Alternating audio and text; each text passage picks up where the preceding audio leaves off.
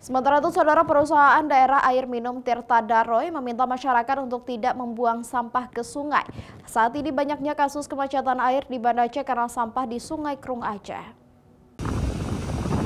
Saat ini, PDAM Tirta Daroy Kota Banda Aceh telah memiliki bendungan karet yang dibangun di aliran Krung Aceh, sehingga masyarakat tak perlu takut lagi kekurangan air saat musim kemarau tiba.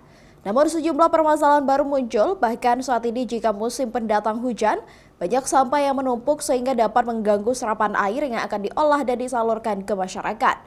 Masyarakat diminta memiliki kesadaran untuk tidak membuang sampah sembarangan di sungai. Hal ini untuk kepentingan dan juga kebutuhan masyarakat sendiri ke depannya. Yang membuang sampah padat itu ke sungai, sehingga itu sangat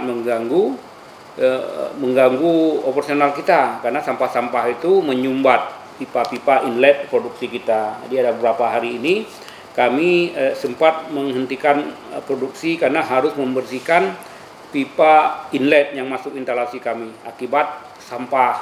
Nah, ini kita berharap masyarakat lebih bijak lah, ya, tidak membuang sampah ke sungai, karena sungai itu adalah tempat satu-satunya sumber air minum kita.